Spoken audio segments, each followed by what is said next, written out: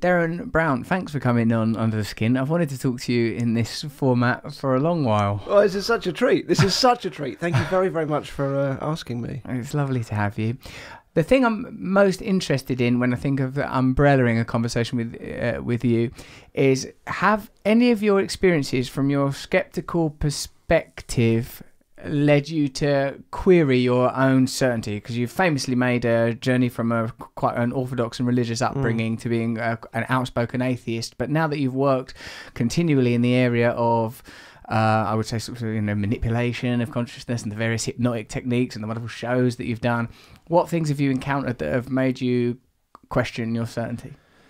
Well, that's a big one to start off with. How was the journey? The journey was also nice. Nice weather today.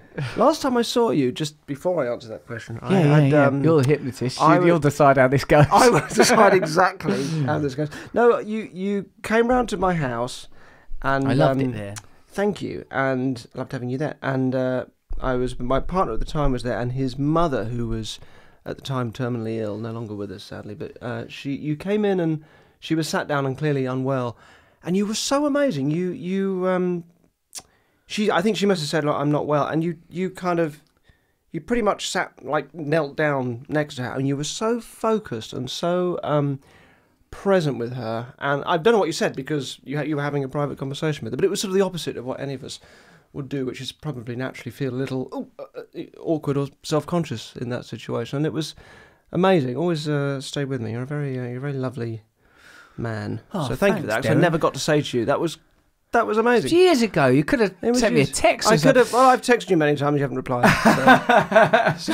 Unless there's direct praise for a messianic moment of interaction. I give with one hand. I see how you operate. Sorry. No, I'm glad you told me that story, because the fact that I don't remember stuff like that directly, I do recall the occasion now, it suggests to me that I'm not as narcissistic as I imagine myself to be. Yeah. Otherwise, I'd be able to recall those kind of moments. Exactly what you said. But I do remember that configuration of people and that event.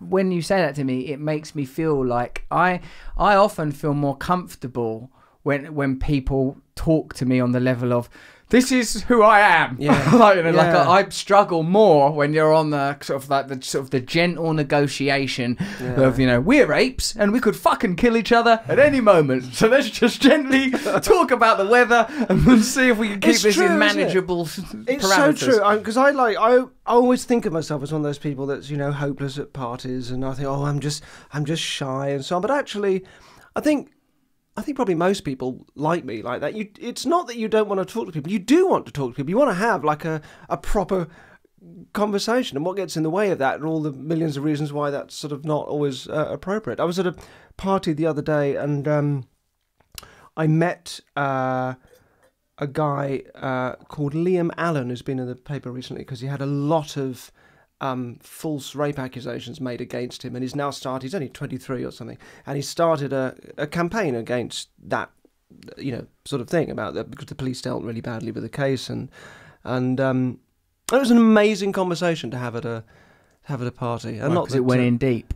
Well, it just don't do that joke. It was just like, it's just what you want. It's a proper. I mean, it was obviously horrendous, unfortunate sort of conversation, but it was a really interesting conversation. See this guy had taken something horrible and turned it into something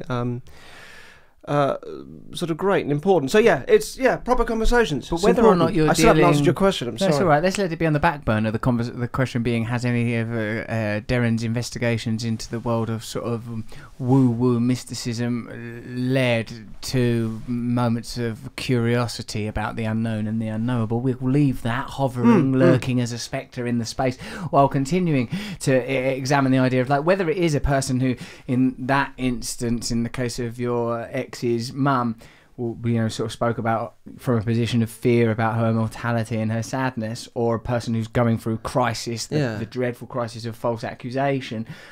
In that moment, I think I recently had a conversation with a woman on the phone. I'd never met her. Her brother asked me to talk to her, and she'd lost her son through sort of a party drug type terrible misdemeanor. And when she was telling me this, I thought, in the moment, it went through my head, I'm not qualified to deal with this, so I have to find in myself the human capacities of compassion and warmth, whilst knowing really, like, there's certain things in life that there is no combination of words that are going to sort of push someone into a new state of mind. But often what's being asked of you, I understand, is a kind of presence, a kind of witness, being there for someone. Now, like, I've almost had the opposite journey to you, of coming from a position of, if not atheism, nihilism, and like kind of massive, like sort of individualism, to a position of like, I believe in God, and we can have a long conversation, and hopefully we will, about like sort of like the sort of the degree of orthodoxy and where I draw that idea from and how I sort of personally interact with it. But in an instance like that, that's almost kind of what I'm interfacing with. I'm like, my individual personal consciousness can't deal with this. Please give me access to what I need to be and need to say so that I can hold this woman in this moment and say the right thing. And for me, it's a kind of a yielding and a kind of surrender and letting go of the limitations of my own sort of ego, so that I can be present, so that I don't say something mad. And there's enough examples in my own life of actually saying something mad, but less and less lately, the more and more I've been sort of surrendering. But that important is just being present, isn't it? I do have this sort of thing, like if we go back to, say, the party situation or most social situations, that you see the version of somebody that they show you. You see this lovely, polished, probably the best version of themselves they're showing you. In the same way, if you have a couple over for dinner, you tend to see that relationship working at its best. But then you know that you yourself have this, not you, well, all of us, we have this, big, ugly, clumsy, embarrassing thing called a private life that follows us around like a big lumbering giant. And it's our starting point is how, we forget they've got exactly the same thing. We're seeing this lovely polished version of themselves. We're comparing it to what we know of ourselves, which is very different. And that's a difficult starting point. And I think ultimately, and of course things like, Instagram make it so much worse, because then you're dealing with highly polished, branded versions of people, that comparing that with your sort of worthless private life and all the clumsiness and embarrassment that comes with that. But ultimately, I think we just desperately want to know that the things that are wrong with us are shared by other people, and for someone just to be present with us, because it just sort of validates everything, doesn't it? It's such a basic thing. I don't know how, if you are growing up in that generation now where you're only seeing these horribly polished, curated versions of other people's lives, how you find any place to put your own complicated, messy internal experience in relation to that. In a sense, it can only come from one another, and from our dealing with ourselves in conjunction with and collaboration with one another. Like on my own, my tendency is to become quite self-condemning, isolated and fearful, almost as if, well, not almost as if, we're not designed to live solipsistic lives trapped in sort of neurological circuits of self-doubt and continual examination. We have to break that up with interaction. We do need to have external connection. Again, trying to move to my initial question that you're dancing around like Nureyev, when I think of, we live in post-logical positivism, which is a phrase I learned about an hour ago, and I'm very keen to use in the podcast. Have a grape. Have I earned a grape yet, Derren?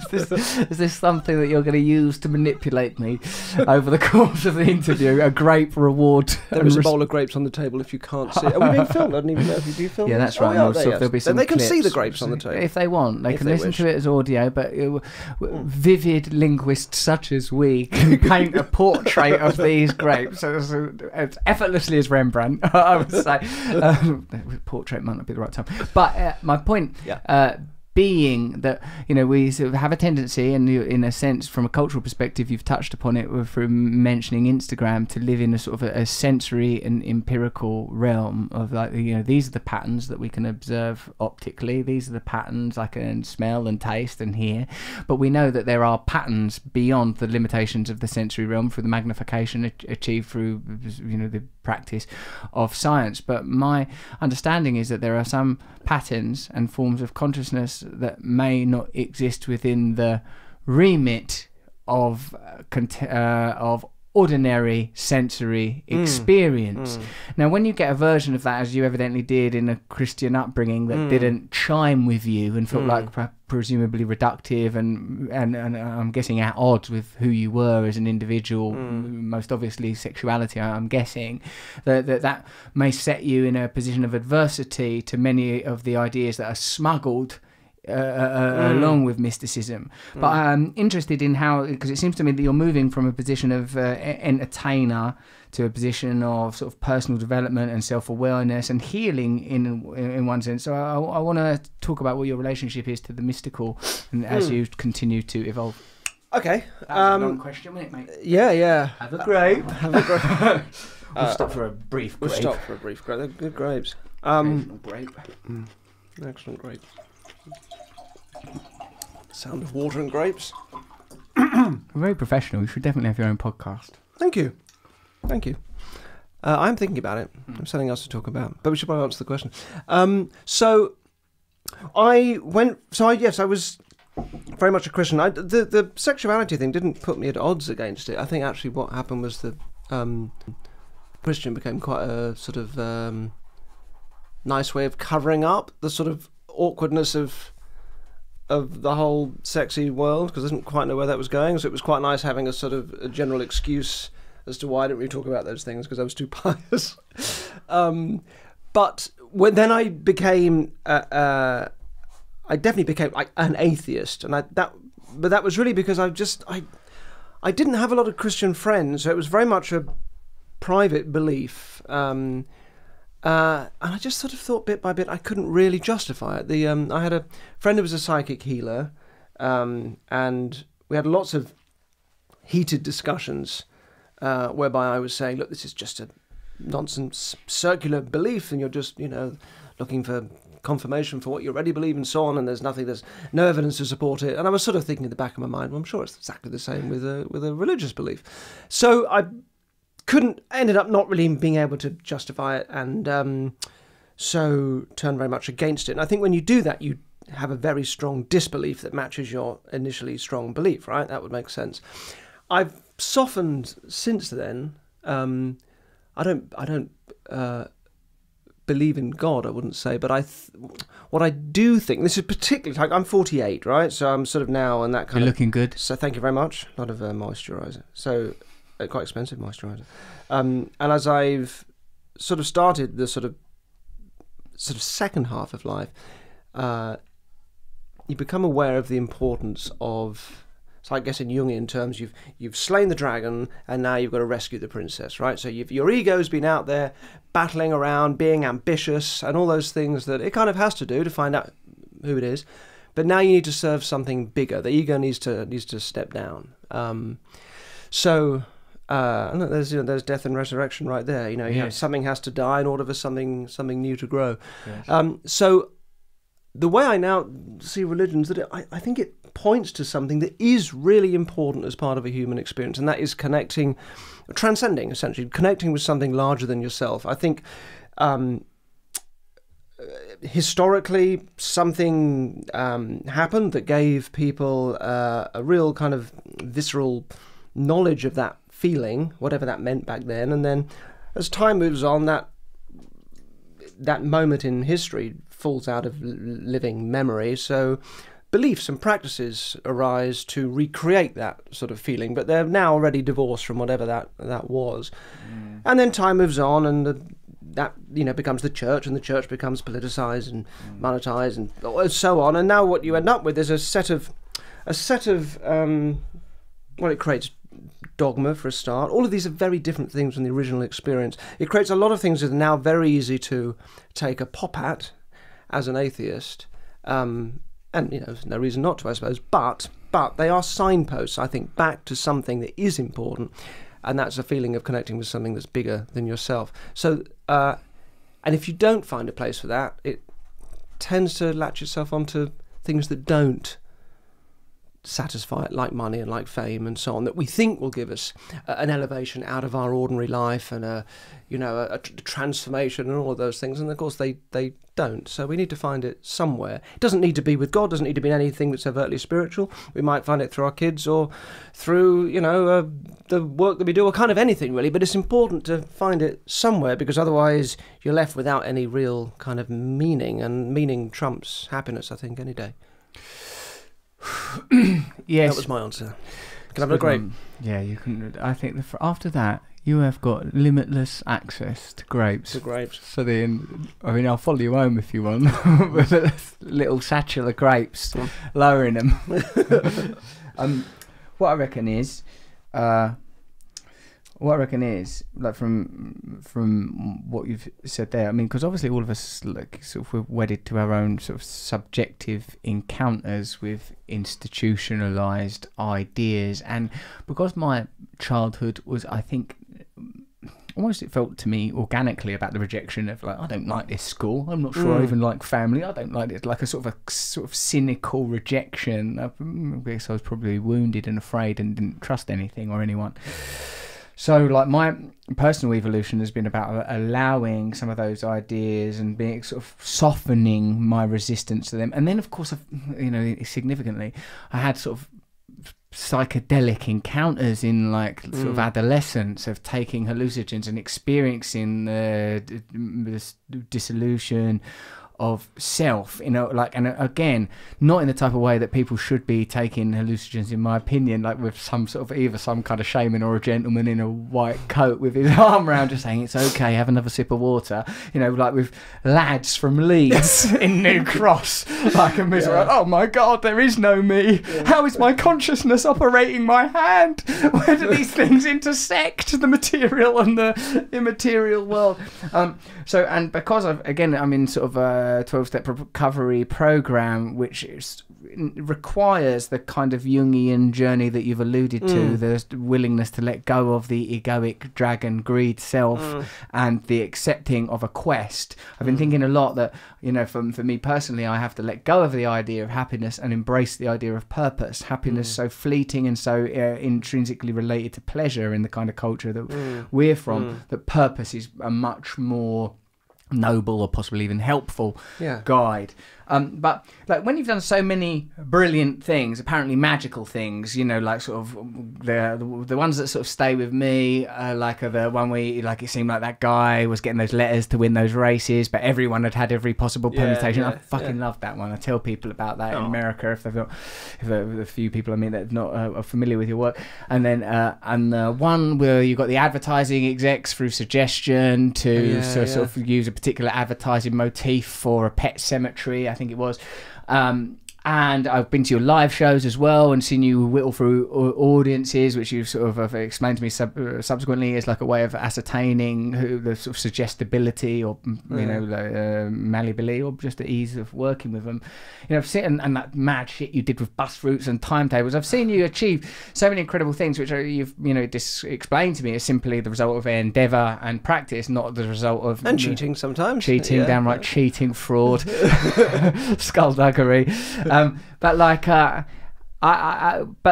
example, the faith healing experiences you've had. Can we talk about that for a moment and what that might potentially indicate? That was the most extraordinary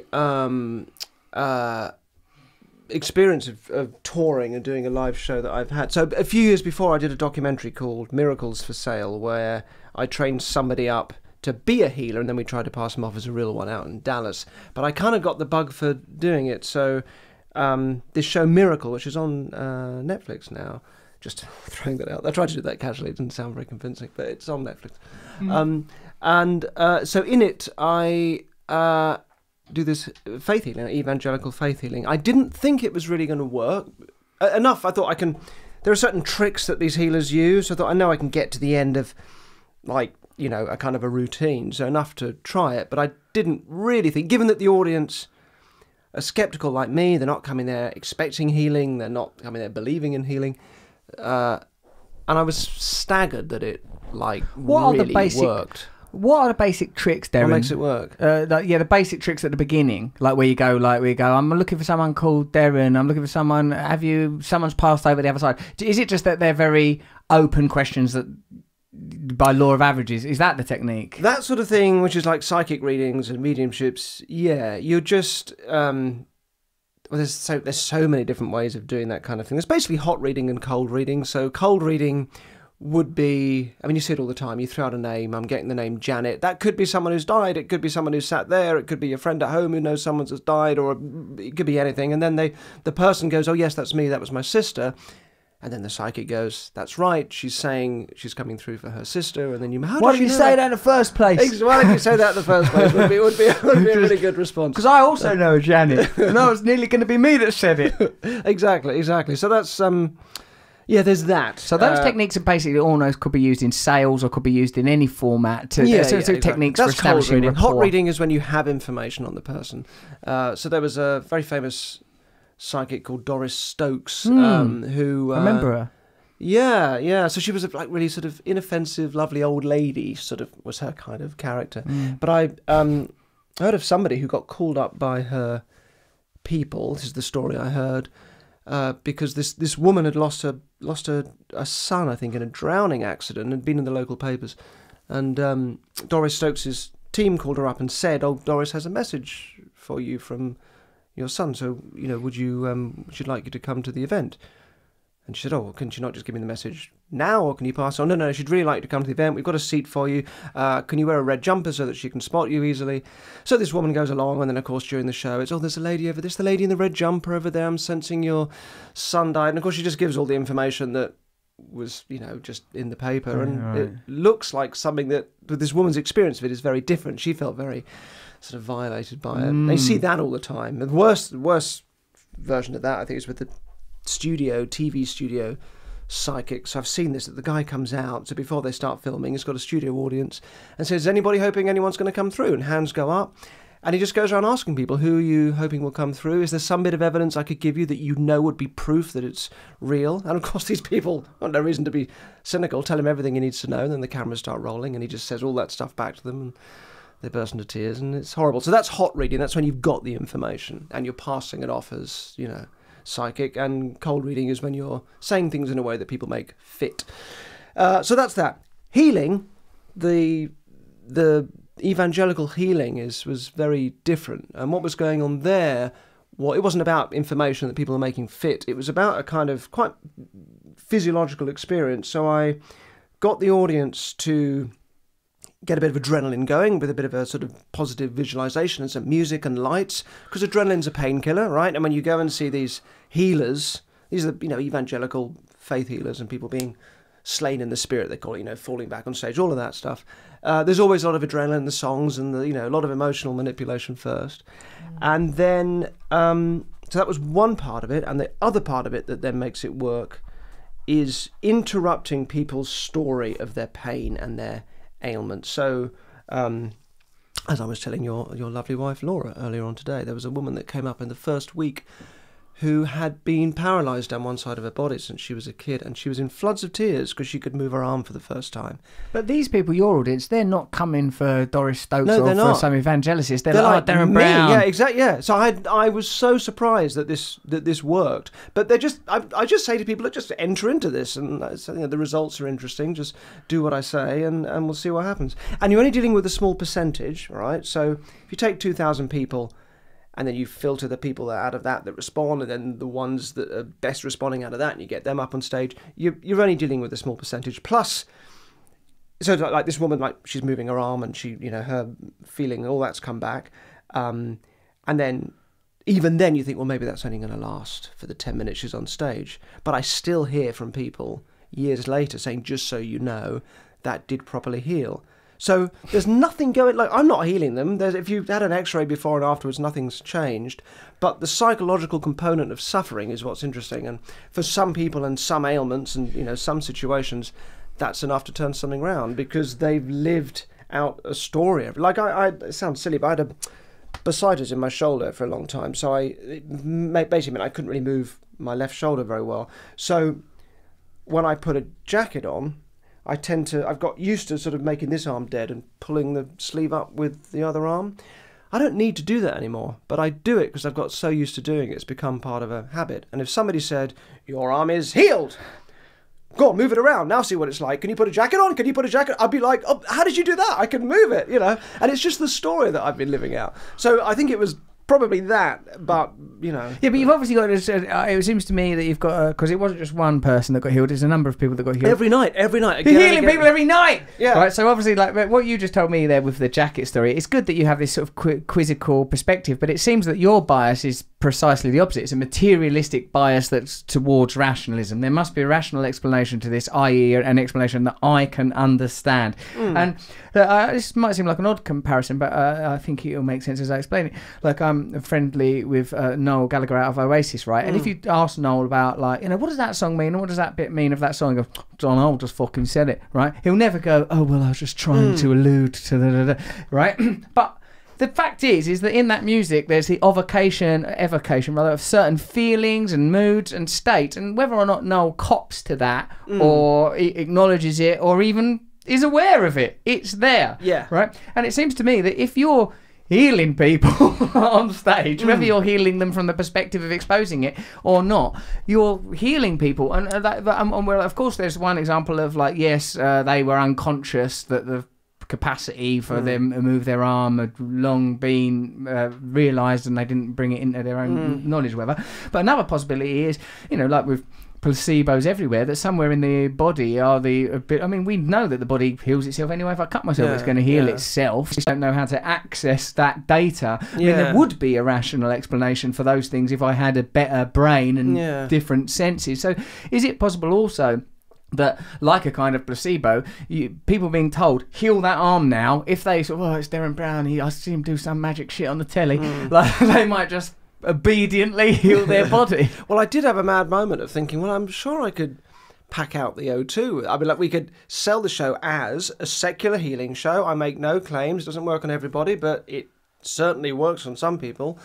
But then that's when you start to go mad.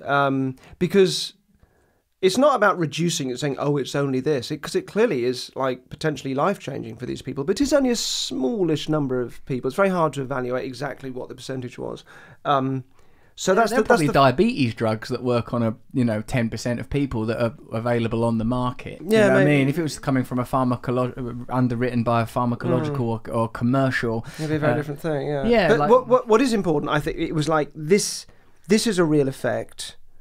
For me, it felt more important to be able to sort of isolate that and go, look, I'm seeing this work every night, and what this points to is something interesting about the psychology of suffering. That's more of a useful place than, well, I'm doing it, let's say it's for real, so let's advertise this as a healing show and have poor, people dragging themselves. I mean, I've been to these healing shows where people they get children dragged around the country by their parents with, kids with, say, Down syndrome. That is not going to get healed on that stage. That's, an amputee. That arm isn't going to grow back.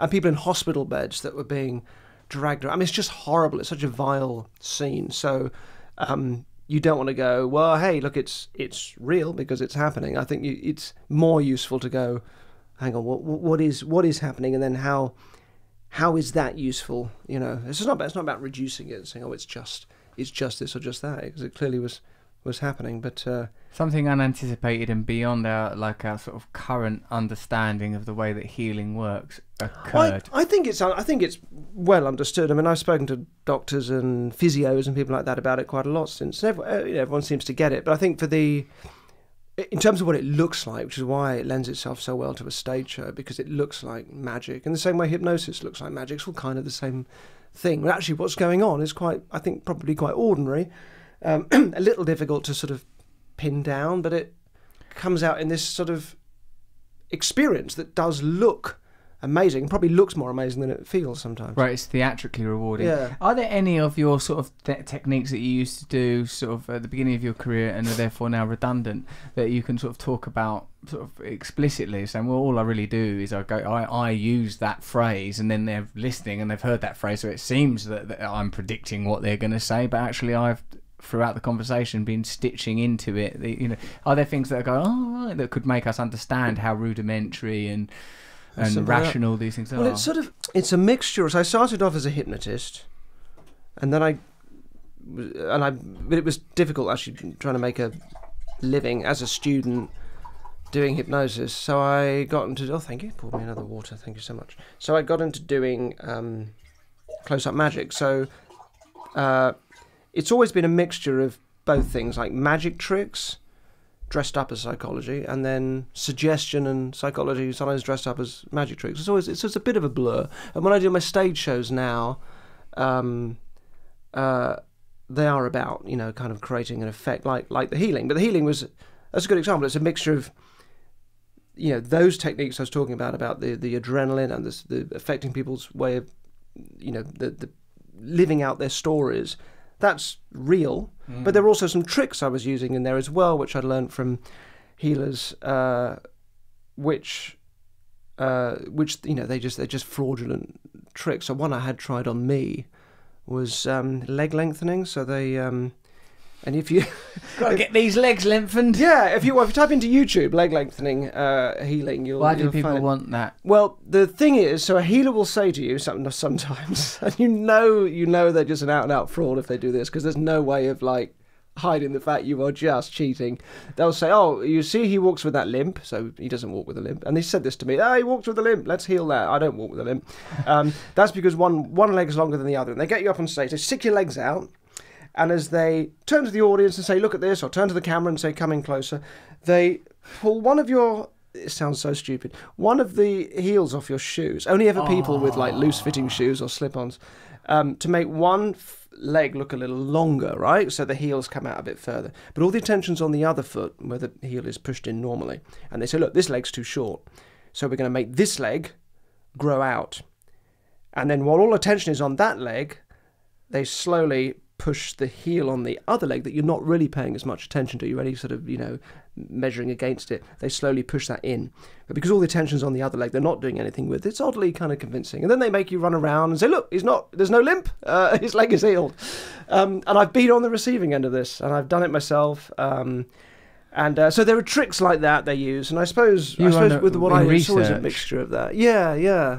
Yours is a mixture of what, that sort of sleight of hand, distraction, and suggestion. I've just always found it interesting. I think ultimately my toolkit is sort of the stories that people tell themselves. That's kind of, and the best tricks are sometimes just a word that I change, and it creates like a whole massive effect out of nothing other than a bit of language, which is really without actually sort of going, oh, I did this and then this happened. It's hard to do that, so I have to sort of keep some things, I guess, a bit secret, because it's your livelihood. It's my livelihood. And I still do that, you know, stuff on stage. The TV shows are different now. They've kind of moved into real people going through real dramas, and I'm kind of more of a backstage string puller, I guess, which I quite like, because magic always sort of felt like it, you know, dramatically it's just vapid. You're just going, look at me, aren't I clever? I can make anything happen, which is, there's no drama in that at all. Yes. There's no hero struggling. Sometimes right? it's naff. I mean, a lot whilst like one of the, you know, like I was sort of on the surface of it, you know, which is not always a bad place to be. Like the aesthetics of what you did were interesting in the way that sort of David Blaine was an evolution, or further back David Copperfield was an evolution, or Houdini. Like I know you're I know you're a student of all of this stuff, but yours presenting it in a sort of a rational and like sort of, I would say, sort of in a sense stripping back the mystery of it. I thought that was quite fascinating. Another thing that occurs when you're saying this, like, do you ever feel that you've somewhat fetishized the rather microscopic industry of faith healers and sort of hullabaloo, contrasted with the mass con practiced on the entire population of, this Coca-Cola is going to make you feel young, or this Apple product, if you don't have it, you're not good enough, or buy this magazine, you should be like, you know. So these techniques of suggestion and you know, evoking certain states through adrenaline, they're not only happening in a sort of that sort of rather ancillary, quaint way of the snake oil salesman. They're happening the great blocks of human consciousness smashed into annihilation by a sort of a commercialized consumerist culture, which I think is a sort of what do I want to say, sort of saturation point, kind of a peak experience. Do you think about that, the comparisons of your ability to manipulate and social and cultural versions of that? Yeah. So I think partly that comes from the fact that if I'm going to, the targets or the subjects I'm going to look at, if I'm going to, debunk them or recreate them or whatever, need to have a certain kind of theatrical quality to them, because if I'm performing and doing those things, so it's easier to recreate faith healing than it, say, would be to look at those issues like in the form of a theatre show, and to an extent even the form of a TV show, the sort of things that I do. Where I think they, I also lack a little bit of the, I don't know if it's just the balls or the sort of sense of mission with some of those bigger things. I kind of quite like. I don't like sticking my head too much above the parapet and getting shot at. It's just not quite me, so I tend to go for these things. Why that? You're a sweet, shy man. I'm sweet and shy. I'm an accommodator. That's probably why. I'm just naturally quite accommodating. But I do think though that so like take the faith healing. What you've got in the interesting thing to me about the faith healing, aside from how it works or doesn't work, is the faith model that's there. So you have to believe that post healing, right? People are sent off, throw your pills away, and if the illness comes back, it's because you didn't believe enough. You didn't maintain your belief and faith that God had healed you, right? So of course it's going to come back the vast majority of the time, so you have this sort of cycle of self-blame. But that's exactly the same as the law of attraction, for example. It's the same thing. Rhonda Byrne says quite specifically in The Secret that you put this belief out into the universe. If the universe doesn't provide it, it's because you haven't committed yourself fully to that belief, and it is your fault.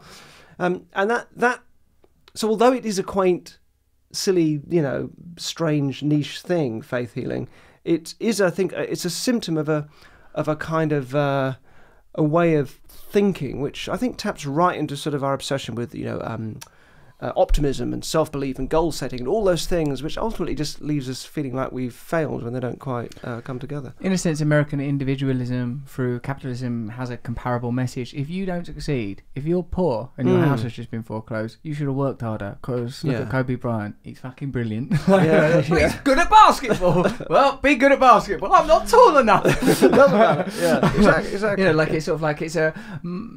I suppose this isn't something I imagined us talking about prior to this conversation, but I recognise that the template is comparable. We were talking another thing before you came, and my wife and her mates were talking about, with some excitement, may I say, your imminent arrival. One of the things that we talked about is like, why don't Derren Brown take over the world? Right. Like you could sort of like, why don't take over a big corporation or a country or something? Is that because? Why is that? I've never had any ambition at all, and I think it's, on the one hand, has been good for me, but on the other hand, it means that I spend most of my time being asked to do things, speak at things, and just declining them because I suppose because they're a challenge or that's a bit of a stress, and I'm very good at avoiding anything that's stressful. Hence, writing a book on stoicism, essentially, which resonates very well if you're very good at avoiding stress, but. Which is sort of the flip side of it, isn't it? I think I like the fact I've never been ambitious. I never, wanted to have the TV show or wanted to do this, wanted to do that. I was just open to them. But what I only ever wanted was to just be enjoying myself from day to day, and that just put it out into the universe. Just put it out in the universe. I wouldn't mind a TV my dream show. But that's four. Yeah, so that's. You don't feel very driven. You're quite happy with. I've never. No. How is your anxiety and fear and all that kind of thing? You're good with that now. Yeah, I've never really had. I get. I know I can get a bit if. I know when I do get stressed, and it's normally because I want time on my own to read or stuff I need to do, and. Other things are interfering with that, and I know it makes me quite curt and not very nice to be around. So I know it happens. So it's not like I don't ever get stressed, but I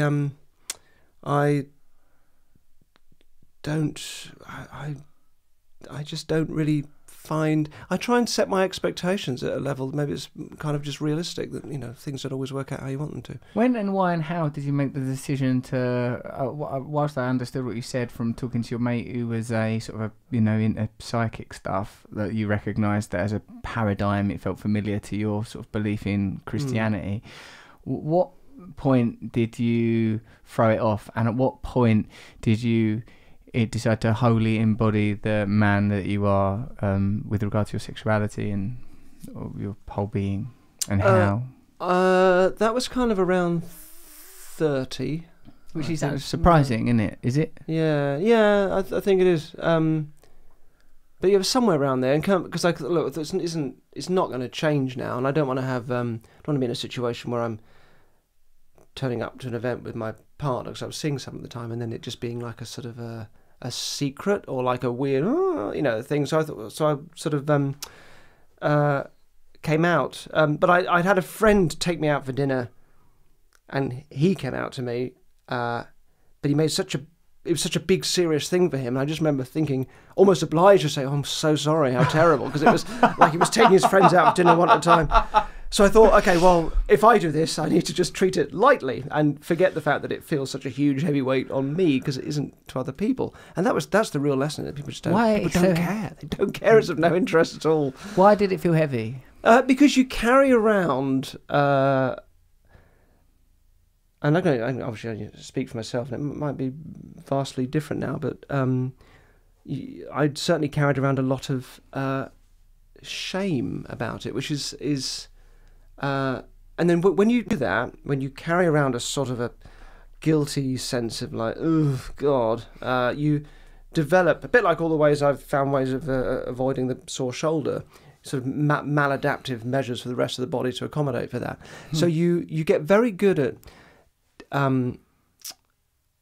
finding ways of diverting from those conversations and never having to really address it. And I think that horrible sort of 70s cliche of the gay man being, the hairdresser or the interior decorator or the actor or the fashionista or whatever, I think comes from, there's an element of truth in it, because you get very good at putting on a dazzling surface, wow, dressing oddly or whatever. And for a long time I was sort of... I think I was doing that. And magic's a great way of doing that. Why be this sort of interesting, controlling magician figure? I mean, that's a great way of diverting conversation from what size tits do you like, which is sort of occasionally people would try and tie me down on those questions, and I didn't really know how to answer. You're moving in some strange circles. One, it was a circle where you weren't able to be open about your sexuality, and secondly, you hang out with chauvinists. Yes, exactly. But I think they were trying to cut to the core. Look, let's cut to the core, Derren. Yes. Is it 34B? Are we talking double H? What are you into, man? Yeah. Never mind these card tricks. Let's look at this catalogue of braziers. So, are you from a small place, a small town, or? I grew up in Purley, which is real sort of Daily Mail suburbia. Yeah, and there wasn't access to, because I feel like obviously I've started to query these kind of boundaries and these terms more as sort of post-structuralist thought sort of kicks in and stuff. But so even before saying I'm a heterosexual, but what I mean to say is I've never had sex with anyone other than women.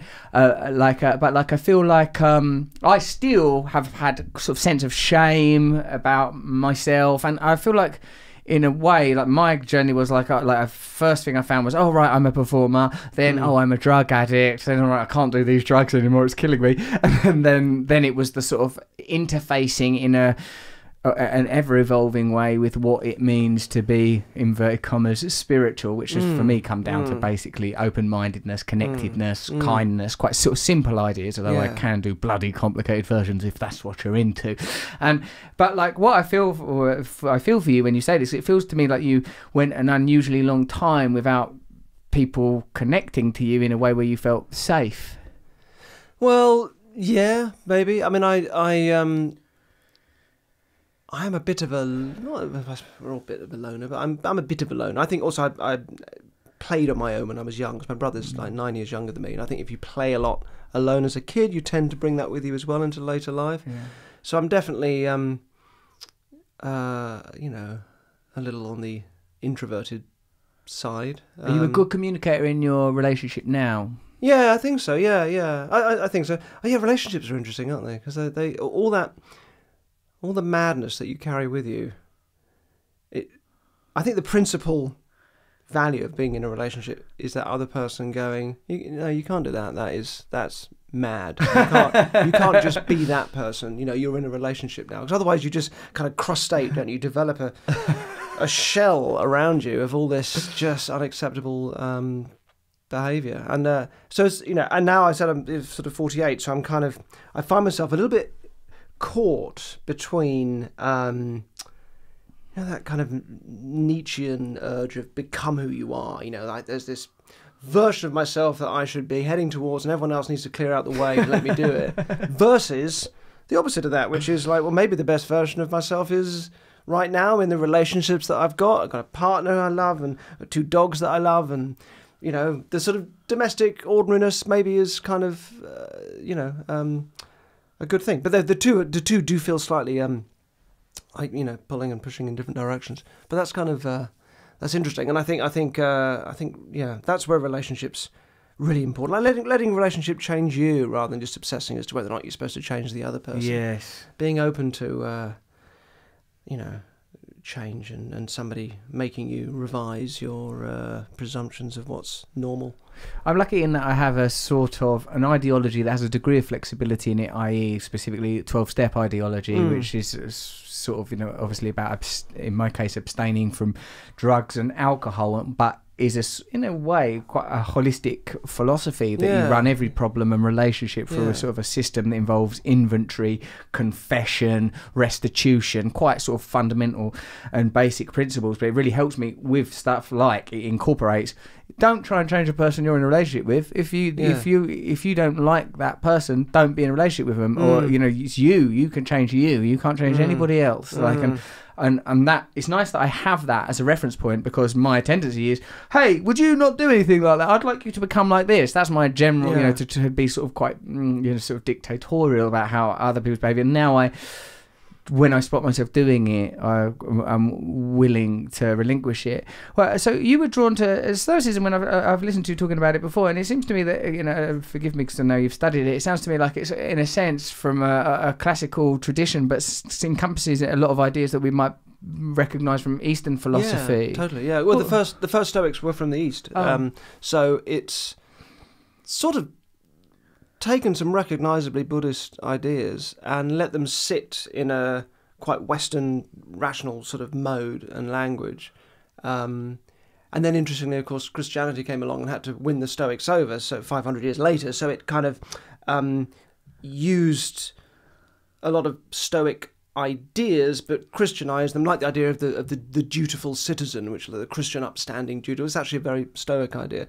So you can sort of follow the sort of Eastern ideas up through Stoicism and then weirdly into Christianity. How did they get into the classical world, these Eastern ideas? The first Stoics just were coming over from Persia and places and were starting this because of Hellenistic colonialism. Yeah, exactly. Yeah, it was a real hodgepodge back then.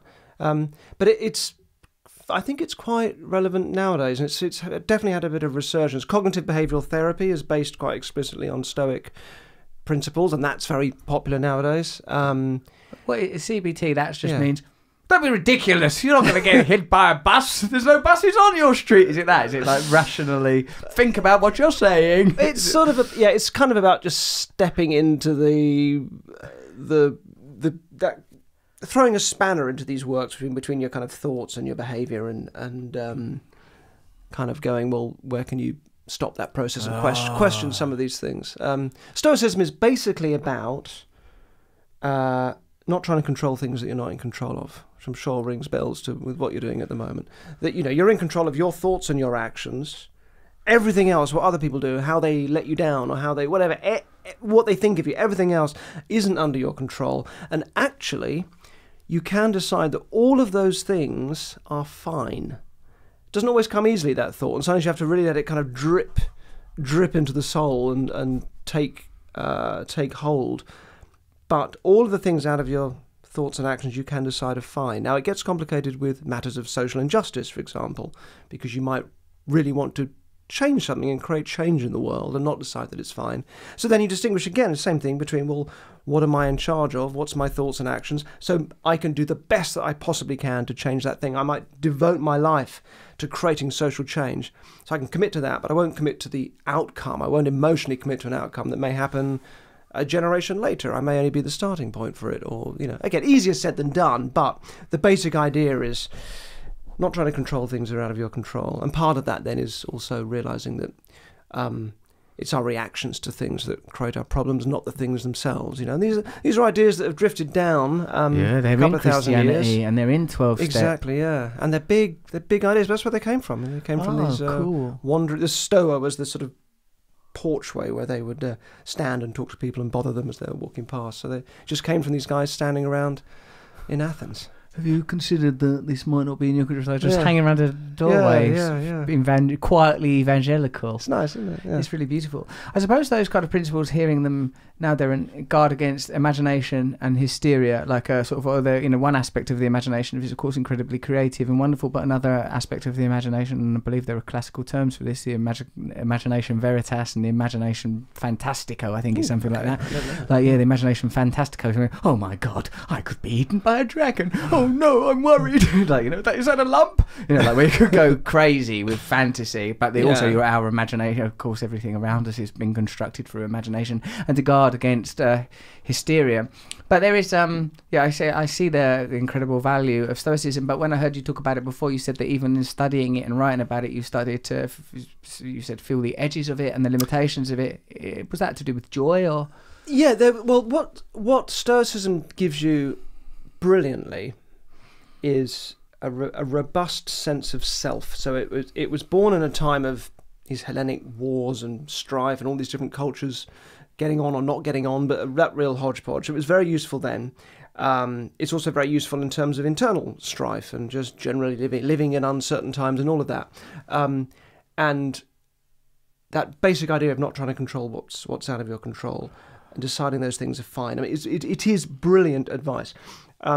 But where they're not so hot where they're not so hot, things like kindness and a sense of community and so on. Now it does all loop back round into how you deal with other people, and into they were movers and shakers. They had a great sense of community, and it was all about how you get on with other people and so on. But they don't really. Their strength isn't in reaching out kindly. Their strength is all about fortifying the self. So I wrote this book called Happy that took me about 3 years of writing. Each year when I was on tour, I'd write a block of it. And for about a year before that, I'd sort of been reading the Stoics. So it had sort of become part of me and part of my kind of language, and it really resonated with me. I think if you're naturally quite introverted anyway, it really resonates, and it finds language for stuff that you felt, but maybe thought you were foolish or childish for thinking, and then you go, oh no, here are grown-ups that have found a lovely way of saying it. So that was nice. But as I got to the end, things like the whole point is the reason for not trying to control these things that aren't under your control is to avoid disturbance, right? You're trying to create a sort of a tranquility. That was their model of happiness, which is great and so helpful a lot of the time. But disturbance and anxiety are really important as well, because how do you know that something is wrong? Like, how do you know that you need to change something unless you, first of all, it makes you feel anxious? How do you know whether you need to change your job? You need to change your job because it's only when the job feels and makes you unhappy that you need to change it. So actually what's, I think, more useful is like letting anxiety sit comfortably within you and letting that be part of your integrated sense of who you are. That's more important, I think, than just trying to avoid it, because then there's a fine line between that and you never grow, or you just never kind of move forward because you think anxiety is always something to be avoided. So I still think it really holds up, but they're just as you said, just the edges of it that I thought, well, there's other things that are important. Finding meaning in life. They're not really big on meaning particularly. The importance of anxiety, importance of kindness and so on. They're just other things that are really worth exploring too. Yes, like, as you say, often I'm trying, like, whilst a lot of what you have said is practically embedded in the systems that I use to cope with my own somewhat tumultuous inner life. You know, that avoidance of disturbance seems necessary for my character type, you know, but I can see also the necessity for being open to anxiety in order, like, you know, these, I try to think of it as best I can with the limits I have from an evolutionary perspective of what is the function of fear, what is the function of anger. These things have some sort of biochemical or primal function. You know, all of us must live in this state of translation, with living as we do with a biochemical anatomical system designed for a completely different era. And here we are trying to tackle it and cope with it, and it seems that there is an enormous disjunct broadly. I mean, civilization in a sense is the description of that disjunct. You were designed to live in these conditions, but now you live in these conditions, and many of those things fantastic. So many beautiful things about culture, architecture, medicine, technology, science, so many beautiful things. But sometimes when it comes to the inner life of an individual or the behavior of communities and collectives, there is this jarring dichotomy between who we actually are and the life we're living, which I sometimes experience on occasion when I glance at politics, which I seldom do these days. I'll sometimes just see them. I remember when I was a kid watching, like, it was the first time when I was about sort of 16, I guess, they started to put House of Commons on the telly at night. I remember that, and it was like a big deal, wasn't it, that they'd put cameras in there.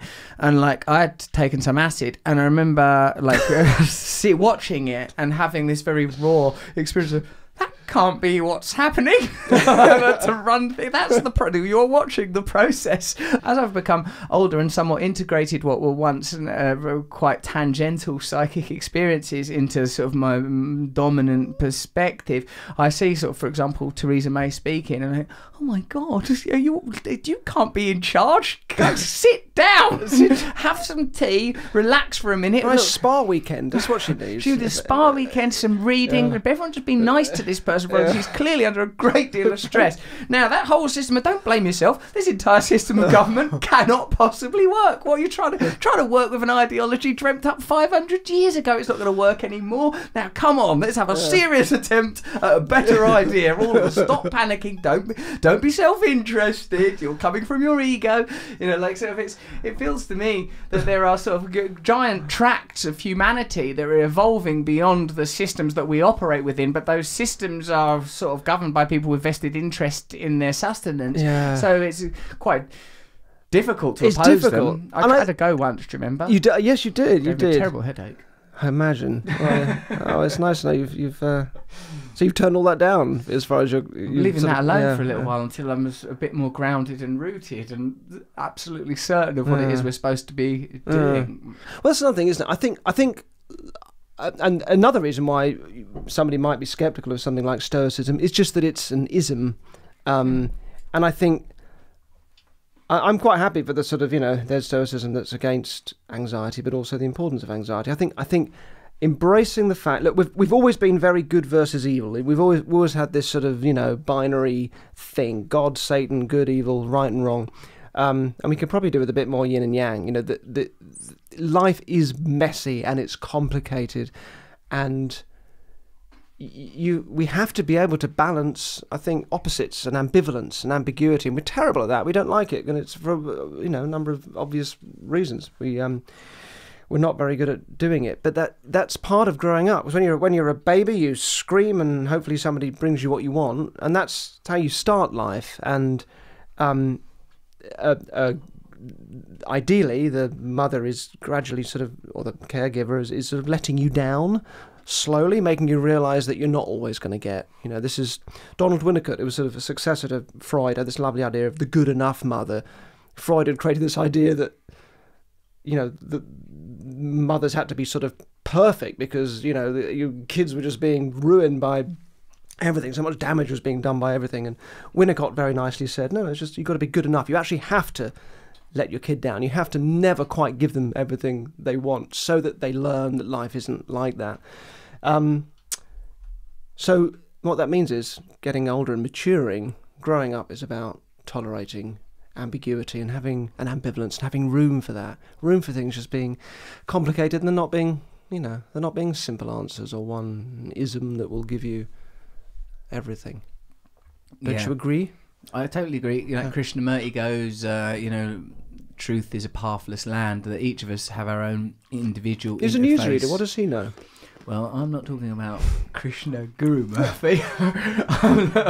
We're talking about the Guru Krishnamurti. Hey! Well done. Thank you. That's good punning. That was good punning. Really good. I said it quite quietly because I wasn't quite confident getting the name right. Yeah. I swallowed it a bit. Hopefully you can lift it in We'll the lift those levels, Derren. Often a pun, one can be reticent to use it in this day and age, but a good one like that, especially, that's not the first time I've brought up Krishnamurti, and it ain't the first time that the person has responded, "Oh, the newsreader," but it is the first time that someone's gone the Guru Krishnamurti. Thank you. We're through the looking That's glass why now, Derren. I'm now helping myself to a cashew. You're moving to denser, fattier snacks by way of reward.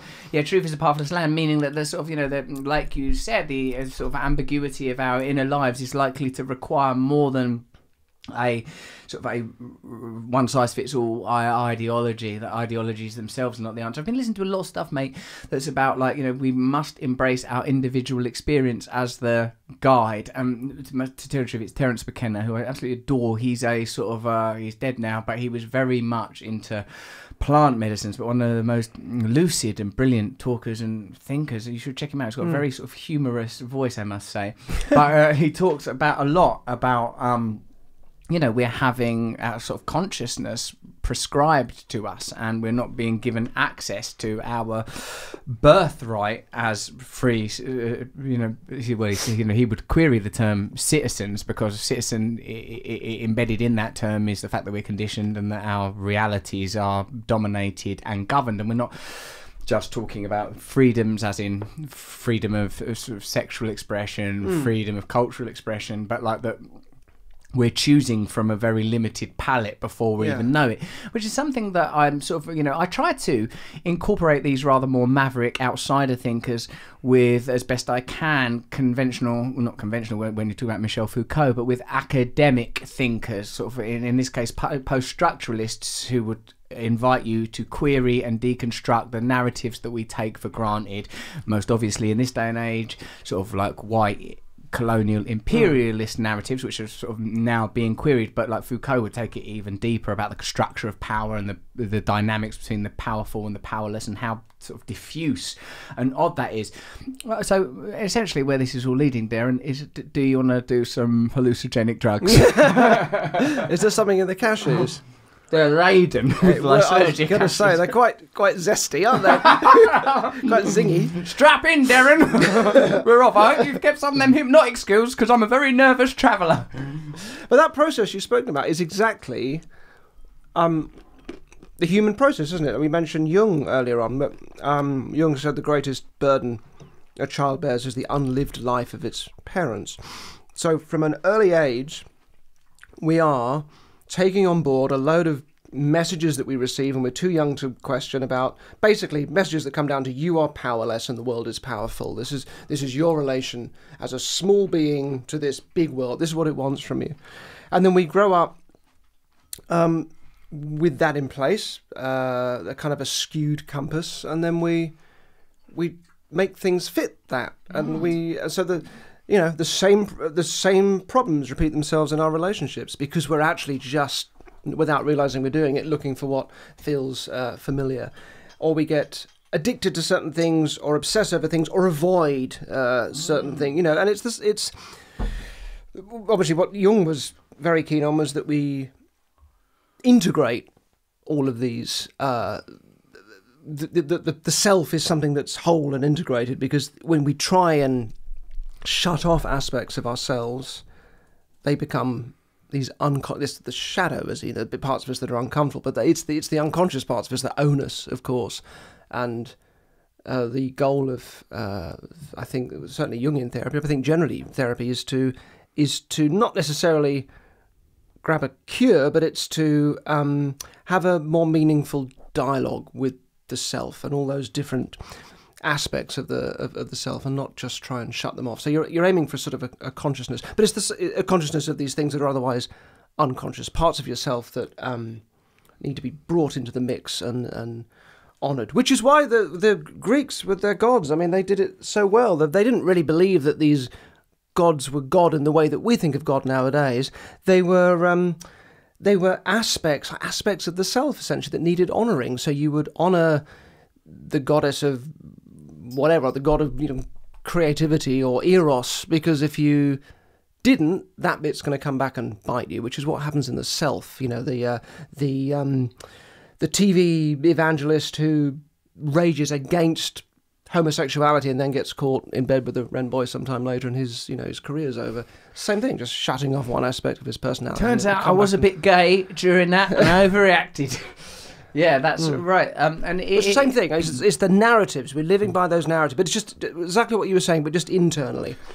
Sometimes, yes, I completely agree. It's, in fact, easier to observe, the narrative of Christianity is not fitting in with my experience, and then one evolves your own narrative that incorporates our understanding of who we really are in relation to Christianity and what we reject. But it is still a narrative that we've constructed that will similarly have blind spots in it. So, of course, none of us know of what our unconscious mind is constituted by its virtue of the fact it's unconscious. It's pretty difficult to incorporate. So what does it mean to you now? What does Christianity mean to you now? What's your as an interesting and grown up and thoughtful person, what's your interesting and grown up thoughtful version of a religious belief that maybe very different from because Christianity encompasses so many texts beyond its central canon, the Old and New Testament. I'm fascinated by the contributors such as Augustine and Aquinas, and also when I have conversations with clerics, I try to see, where are you at with this story? I find literalism quite difficult to take because by its nature it's limiting. So when I think of the figure of Christ, I approach it as I have no problem with the idea that God may have come to earth in human form, but I don't quite know how to deal with that in 2019 other than the potential, that perhaps God is awareness, perhaps the very phenomena of being a person that can experience having a body, having a mind, having senses, feeling emotions is a connection to God, and that if we could somehow embody this, if we could somehow ascend, if we can die on the cross to the flesh self and be reborn as the person that lives moment to moment in awareness and awakeness. And I, like you, because obviously if you're interested in Jung, it's likely you're interested in sort of, and I see here in the notes, archetypes and myth and perennialism. One of these guys I do I meditate as much as I can, and I've been meditating with this on YouTube with this guy Mooji, just listen to his videos. I mean, Mooji. Well, good meditations they are. And he's very good at getting you quite quickly to acknowledge you've not got anything to do. He's sort of got a West Indian, I think, accent. You got nothing to do. You're not trying to achieve anything, and you're not trying to get away from anywhere. Just experience your awareness. Experience your awareness. And then he sort of seems to time very well. Okay, now it's natural to have thoughts. Neither push those thoughts away nor follow them. And he, over the course of these meditations that I've been listening to, it has established in me this idea of, I see that my awareness is separate from every single belief about myself. There was one where he said, you are not just a vessel for concepts. For the concept, I am a man, I am English, I like this, I don't like that. You are.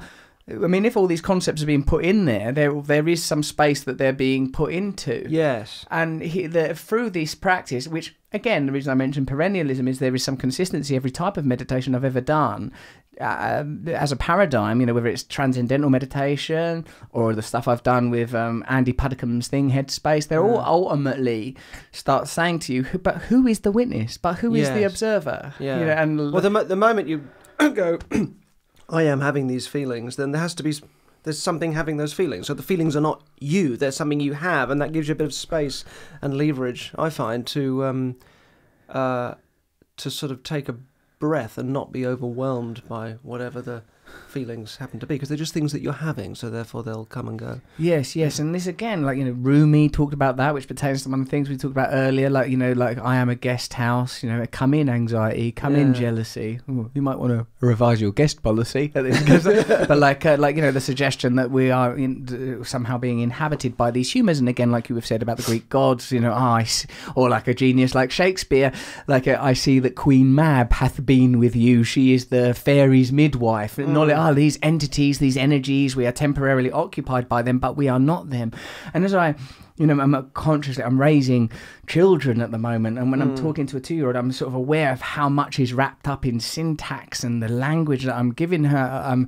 Because they're so new and she's just learning language, I'd already told myself, don't teach her to say things like I am angry. Try to teach her to sort of recognise that temporarily she is feeling anger. But frankly, she doesn't have enough grammatic complexity yet to Idiot.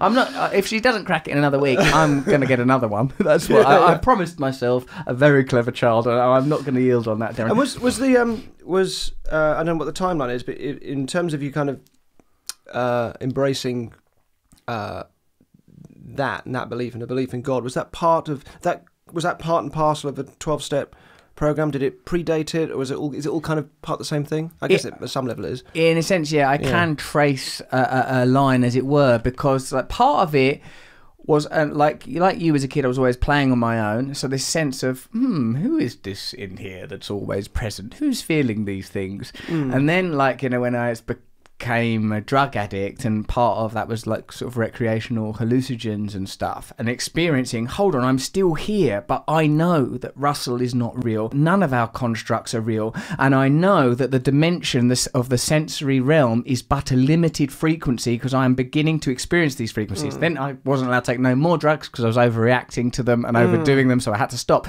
But then through meditation and yoga, not so dense and immediate or as vivid, but in a rather more sort of subtle and gentle way, I began to experience it. And I've been doing these breath techniques recently as well, and through them, like experiencing altered states of consciousness, but where the observer, the witness, is still present. And somehow, to me, these states are connected to ideas such as love and kindness and oneness, which I sort of, again, I'm making these connections, but it sort of resonates with stuff I've read in sort of C.S. Lewis. I'm sure you're when he writes in Mere Christianity, that when we talk about morality, which I think any atheist would be fine with, like, when we talk about morality, it's a sort of an inborn sense that, oh, don't do that, that's out of order. And and from, again, someone might say, no, that's evolutionary psychology and reciprocal altruism and all that. And for me, this is just a deliberate sort of like demystifying, and no, we did that because back in the tribe, if you help someone, they might give you a coconut in a couple of months. Like, I feel like, well, wait, don't go out of your way to say people are arseholes. We've got enough of that in the Old Testament. Like, the sins of the father will be visited on the same. Like, these narrative templates, whether they're presented atheistically or theologically, have either you can be optimistic about human beings, we are beautiful and we will succeed and we love one another, or you can say, no, humans are just wankers, and I can't take that. Or it can be both, can't it? It's free will or not free will. You can actually say you can have both, and one is a language that's useful for understanding the situation from one aspect, and another is useful for understanding it from another perspective. But again, it's that thing of ambivalence and ambiguity being okay. Both can be true. Right. It doesn't have to be one or the other. Do you meditate then? I don't. Why? No, I don't. And what are you doing when you're telling people to clear off and leave you alone? Have a good meditate. I read a lot. There's the Stoic form of meditation, premeditation, which is just taking a couple of minutes to think about the day ahead. I do that now rather than, go on my phone first thing in the morning. Good. And check Twitter. Why won't you do a nice meditation? I think... I'm already being evangelical. You've said how much you're irritated by religion. I think because I've always felt like I'm a bit of a stranger to anxiety and stress, which I may not be, but because of that, I've not for myself felt that I've needed it. I've certainly sort of tried it because it feels similar to self-hypnosis and so on. Of course. But like my partner, for example, has more of a kind of stress thing. That's more a thing in his life. So I've definitely recommended it to him and suggested he do it. Why don't you do it together? Or do it together. I think a lovely thing we'd to find do a way of together. arguing. I think during You're not doing it properly. yeah. It's a very beautiful thing. It's very beautiful and very useful and very sensible, I think. Yeah, I'd like to know what would happen to your mind if you did it. I'd like to know what your experiences were. I'd probably just. And is that not motivation? I mean, probably, Derren. Half a mind to trap you here. So I've been getting, because like, I suppose it's me. I need a wee at some point. You do that before it, or during, if necessary. I remember the very first time I met you, as a matter of fact, which was prior to the time I went round your house, you went round my house. There was this time where I was at the Soho Theatre, and you were in there. I'd just done a show, it was like a sort of 150-seat room. So it was a while ago. Let me let me tell you. So I remember I see you in a table, sat down. I was quite excited to see you, and I was like, "Oh, it's Derren Brown." I didn't we sat on the table next to you, and I didn't want to trouble you. But then I think someone needed a chair or something, and I took a chair from one. You know how you have to go. You're meant to go. Do you need this chair? I don't think I did that properly, and I went and got this chair. I think you asked me to get the chair, maybe, and I thought, fucking Derren Brown. He's Derren Brown me all over this bar. I'm getting chairs. I remember it caused some sort of kerfuffle. Hey, that's my chair. And I went, hold on a minute. I don't remember doing this. What's going on? I don't remember that. It's Derren Brown. I don't remember that at all. That's how I used to use my powers back in the day. Just getting people to shuffle furniture around. Just to shuffle up a bit so I could... Yeah. I remember seeing you at my show, because you'd stand out a bit. Circus. It was Cambridge Circus, because you're quite tall and distinctive. And I remember that being it really throwing me for most of the show, trying not to look. I was really concerned that at some point I was going to be like, and now, Russell, you will come up here and you will take down your trousers and pants and do this little dance. Oh, shit. Now I'm doing a dance. It was bad enough when I had to move that chair. See, I feel I can disappear quite easily. Whereas, I remember Stephen Fry talking about this, just saying, because he's quite, he's tall and you kind of can't miss him, and so he's had to kind of just embrace that a lot more in terms of being recognised and so on. And again, when I've seen you with people that come up and want to say hello, you're so brilliant and present, and is it I guess that has you've just had to make that part of. Is it different now you've moved out of London, by the way? Is that it's posh round here, no one cares. No one cares. And which is, it's all right. But you were very good in the kitchen with my wife and her friends. You seem like sort of quite garrulous. I sometimes feel like that these sort of, whether or not it's a sort of a high-minded cultural or historical ideology that we're imposing on ourselves, or a sort of a parochial, local, individual belief, like I am shy, that in a sense we can... I was faking it with your wife. I didn't warm to her on any level. You destroyed me a second time. But you seemed there. I thought, oh, look here. You seem sprightly, spry, warm, and at ease. Have you ever used these tech? Because it's interesting. Say I'm mates with Paul McKenna. I've not spoken to him for a long time actually, but he sort of transitioned from sort of stage hypnotist into the much more, who's that dude, the NLP dude who's slightly scary, Richard Bandler, NLP, because we're in the same wheelhouse. Once you're sort of saying, and I absolutely adore Tony Robbins, who seems to be able to just shoot lasers at you that turn you into sort of positivity. Have you ever considered that route? I see. I'm not. That's where the shyness maybe kicks in. I think I'm not. Going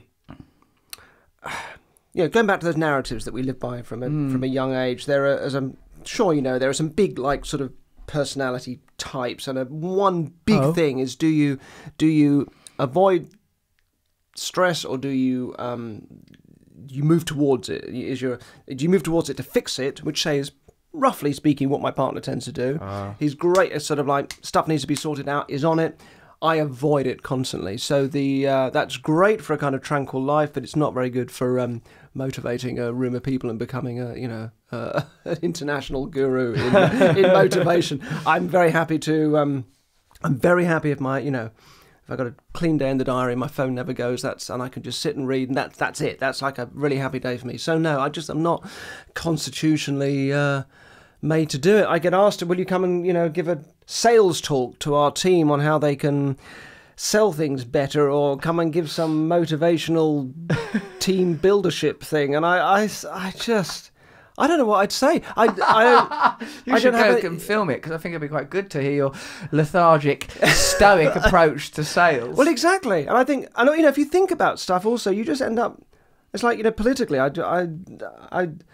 I guess I'm kind of bit liberal and a bit lefty, but all I can see is, well, that's part of the story. Your left wing, or this thing of like the right wing protects the group. I mean, they seem to me to be a bit like the baddies in some ways at the moment, but the right wing urge is to protect the group, and that's really important because sometimes we are groupish creatures, and you protect the group, but that can happen at the expense of weaker individuals. So then you've got the liberal urge, which is to protect those weaker individuals, which is really important, but that can happen at the expense of overall stability sometimes. Ooh. So both sides are like, part of the story, and if you take the nasty individuals out of it, or people that you don't like, the key thing where you find truth in humanity is in the dialogue between the sides, right? Not just in one side or the other. Yes. So how do you begin to ally yourself to any strong political motivations? I just don't. Yeah.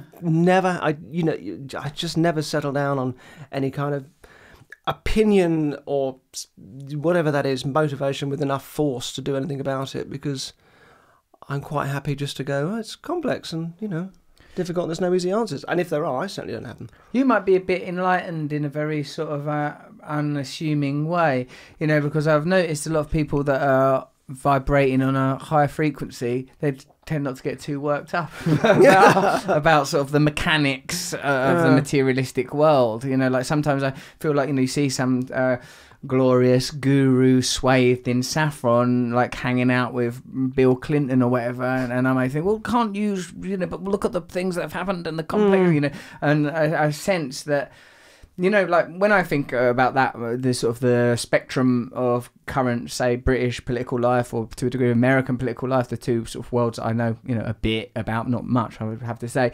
Like, I can strongly identify with people that feel that they've been cheated and swindled and overlooked and ignored and are angry. And similarly, my general sense is be compassionate and loving and forgive, So, and also, though, that would of course have to extend to people that you disagree with. Otherwise, what it is just a different type of tribal preservation. We did a really interesting experiment. I did the show Sacrifice, which was which is also on Netflix now. So it's the last TV show that I did, and there's quite a lot. At the start of the show, there's this audition day, and there's like 100 people and I choose the guy I'm going to use. But we did a lot on that day, which never made the show. And one of the things we did was so that the room is actually divided between people who identify strongly left-wing and strongly right-wing. So we did some things. Could you get people to change their opinions, and what would it take? Based on the idea that one of the reasons why the Conservatives, or at least right-wingers, tend to have, Republicans and so on, tend to have an electoral advantage, is that they hit a lot of moral trigger points for us. And there's a great book called The Righteous Mind by Jonathan Haidt that goes into this. Our feelings of, because they're about protecting the group, so that taps into our instinct for things like preserving authority and loyalty and so on. There's a bunch of sort of moral triggers that they tap into, whereas the liberal urge is mainly about compassion. That's sort of one note that tends to get hit, and because generally, like Republican and right-wing rhetoric tends to hit a lot more like moral notes, they tend to have a bit of an electoral advantage and they get voted in more. However, so the point of this experiment is, by priming people with different with these sort of instincts, could you get them to change their socio-political views? So if you're protecting the group, which is the right-wing instinct, you're very sensitive to threat, right? Threat to the group. And so the first experiment we did was we flashed up loads and loads of images. Everyone's wired up to these clever things that can read their, micro this and sweating and so on. And sure enough, every time it sounds silly, but you flash up a picture of a puppy or a kitten or something that would make you feel compassionate, all the left-wingers fire up, right? They physiologically fire up. Nothing really happens on the right-wing side. When it's pictures of witches and ghosts and monsters and aliens, all the right-wingers, because it's stealing our jobs. It's threat, right? So that was like interesting, and it sort of was exactly what the research said would happen. So then we did this experiment, which is also part of written up in Jonathan Haidt's book, which is where the idea came from. So if you take your right-wingers who's if the basic idea is one of threat, that's kind of what they're predisposed to feel, right? Is they're more prone to feeling threat from outside. What if you made them feel invincible? So I just got them to imagine that they had a superpower that meant that they were impervious to harm, and just you got them to imagine it, or you hypnotised them? No, hypnosis. Literally, just I'm reading a script. They close their eyes. All of you just imagine this, and now fill out the questionnaire. And the questionnaire is asking for their socio-political views. They've answered these same questions before, worded a bit differently, so it's not obvious they're repeated. Oh, cool! But we've got their answers from before, and now we look at their answers after that 5-minute priming exercise to feel imaginatively less threat, right? To feel invincible. And their answers are more left-wing. We did the opposite thing with the left-wingers by inducing disgust, which is another kind of which is why all this, the sort of racist rhetoric and so on historically has always been tied in with rats, language, rats, dirt, and so on, vermin, parasite, swarm. So we literally had fake sick on the floors. They came in, there was rubbish and crap everywhere. The room stunk. We were apologising, saying there'd been an accident before, but we had to do this really quickly, so ignore the smell. Sorry. They come in, I give them a brief visualisation about what happens to the body after you die and how it decomposes, and then they fill out the same questions, and they give much more right-wing answers. And it was really enough for them to cross camps. Yeah, well, pretty much. Yeah, absolutely. They're giving it's a big difference. It's a big difference. So the interesting thing there is we like to think that our religious, our political convictions are rationally come by. That we weigh up the issues, we weigh up the Brilliant. Yeah, but they're not. They're these gut instincts that we have to things like threat and disgust and so on, which colour everything else, and the rational mind follows afterwards. So if you create a cultural environment that's predicated on fear and disgust, and you're not good enough, that's a considerable enticement to move in the direction of conservatism, to the point where even what is in the current rhetoric regarded as the left wing. I mean, one of the sort of challenges I have is when people go, left wing, sort of when you talk about American politics, say, left wing media conspiracy, I think they're not bloody left wing. They're supposed to, they sponsor global corporations. They take all their funding. They're not talking about dissolution or serious taxation. There is no serious left wing, and I would say that's because the environment is sort of sustaining, and that's why that sustaining a state of borderline disgust continually, sort of topping that up. I mean, obviously that's a very beautiful example that you've given, very sort of precise and observable, but I feel like we can't, what do I want to say, exclude what our cultural experience, if there could ever be such a thing as a shared cultural experience. But I'm talking about mainstream media, cities and towns in the UK and across America, and the sort of our sort of shared sense of what's happening in the world now. How high is fear in the mix right now today for most people? High. How much are people worrying about the sort of boundaries are being broken down? There's not a great deal of optimism, and that surely the bias of that is going to be, based on what you've just told me, one would imagine that the results might be sort of...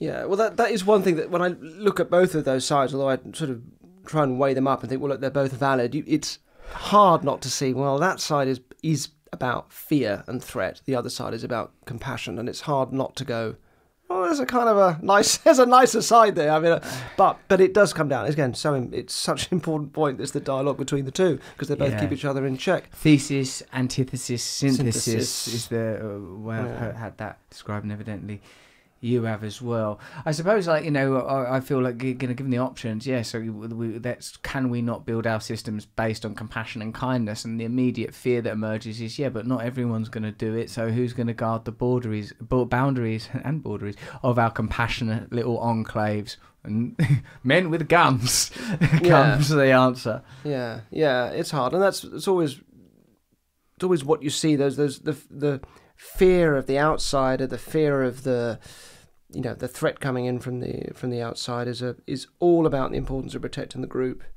and that's really all it is. It just tends to show itself in horrible ways, particularly if you are predisposed at a gut level to feel compassion for weaker individuals or disenfranchised people, because they're going to suffer in that when the but it's, it's the same again. Like, what interests me always is the internal life, really, more than that. So Yes. it's the same thing. Do you have a dialogue with the sides of yourself that you feel threatened by, or do you do you try and integrate them and have that dialogue, or do you shut them out and pretend they don't exist? Belatedly in my own life, the reason I do Brazilian Jiu-Jitsu now is because I recognised that I'd gone, oh, I'm not ever going to go in that room. I'm scared of him there. Right. And then I sort of, well, hold on a minute. If you're going to become a father and you're going to individuate and incorporate that, you can't, otherwise I've just got this sort of fizzing sense of rage that's underwritten by kind of dreadful fear of impotence, and now because I'm regularly beaten to a pulp by martial arts experts, somehow that's lessening. Has it been a useful thing? Very much. Certainly psychologically. I would say primarily psychologically. I'm certainly no better at jiu-jitsu. No, I'm much better at jiu-jitsu than I was, but it's taught me a lot of things. One, humility, because even though I'm learning all of these things, there are still people, you're continually fighting people that are more advanced than you.